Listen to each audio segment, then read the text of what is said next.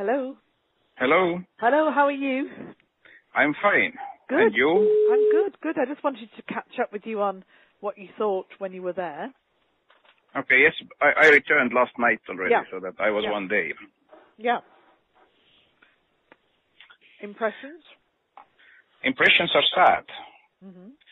I met with representatives of Regions Party, also new coalition representatives, and also civil society. There is this lady called Olga, who is the head of the doctors. Olga. Yes, Yeah, you know her. Yeah, I do.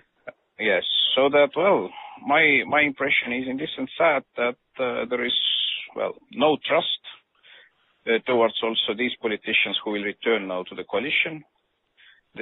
Well, people from Майдане and from civil society, they say that they know everybody who will be in new government. All these guys have dirty past. Yeah. So that, well, they made some proposals to the same Olga and some others from civil society to join new government. But this Olga, for example, she says directly that she's ready to go to the government only in the case if she can take with her team foreign experts to start real healthcare reforms. Yeah. So that, well, basically it is that the trust level is absolutely low. Mm-hmm. On the other hand, all these security problems, these integrity problems, Crimea, all this stuff. Mm-hmm. Regions Party was absolutely upset. They say that, well, they accept this, that now there will be new government and there will be extraordinary elections, but there is enormous pressure against the members of parliament, that there are uninvited visitors during the night to party members. Well, some journalists who were with me, they saw during the day that one member of parliament was just beaten in front of the parliament building by these guys with the guns on the streets. Yeah. So that all this mess is still there. And of course, this Olga and others from civil society, they were absolutely sure that people will not leave the streets before they see that the real reforms will start. So that it's not enough that there is just change of government. So that is the main impression. So that from EU's and also, well, Estonia's point of view, of course, we should ready to put this financial package together with others.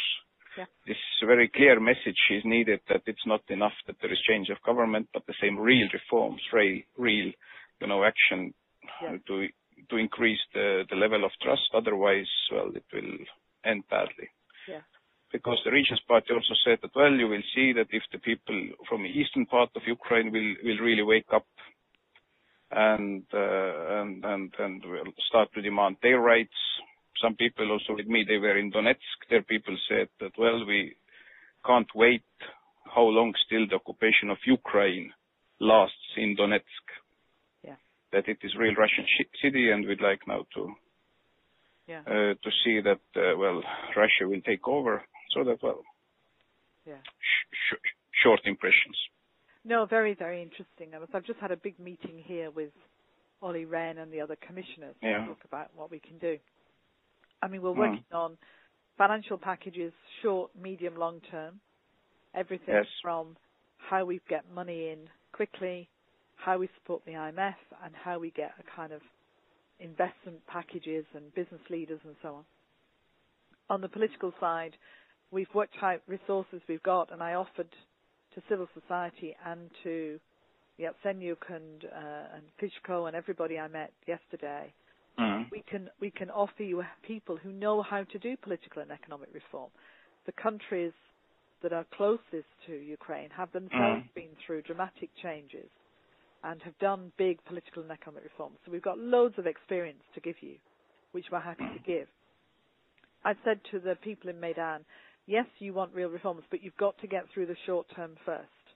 So you need to find ways in which you can establish a process that will have anti-corruption at its heart, that will have people working alongside until the elections, and that you can be confident in the process. And I said to Olga, you may not be health minister now, but you need to think about becoming health minister in the future, because people like you are going to be needed to be able to make sure that will happen. But I've also said to them, if you simply barricade the buildings now and the government doesn't function, we can't get money in because we need a partner to partner with. Absolutely.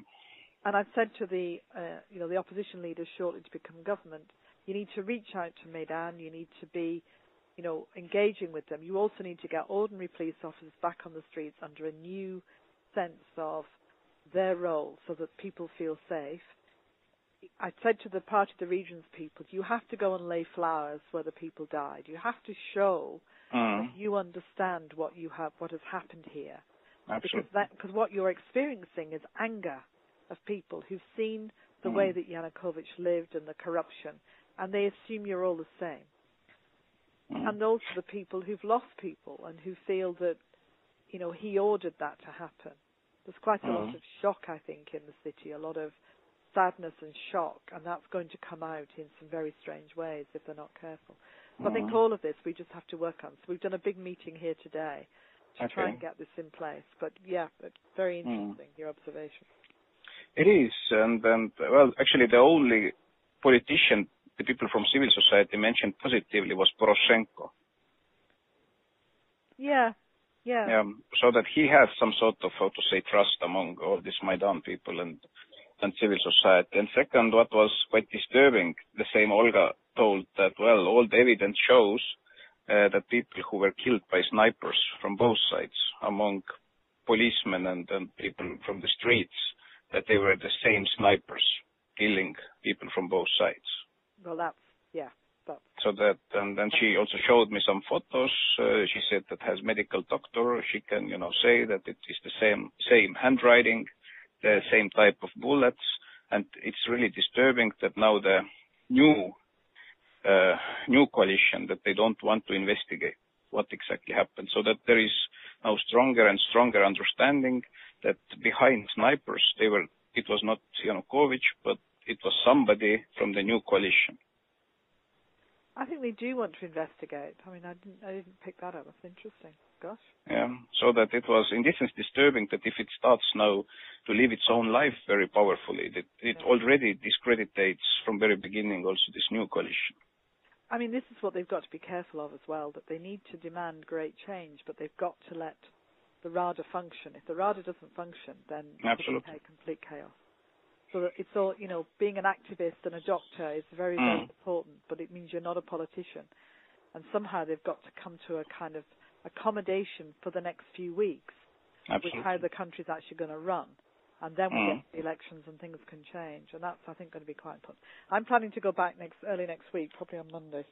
It's really important that now people from Europe and also West show up there, so that it's absolutely. Well, Miroslav's going with the Visegrad group on Friday, Saturday. William Hague's going Sunday. I'll be back again Monday.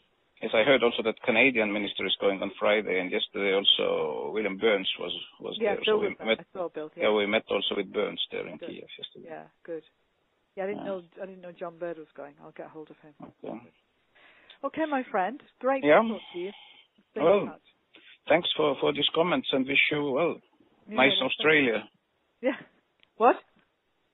Nice Australia. Enjoy. I am not going to go. I've got to delay it because I'm going to do more Ukraine instead. Okay, good. All right, my friend. Okay. Speak to you soon. Thank you. And all the best. See you. Bye. Bye.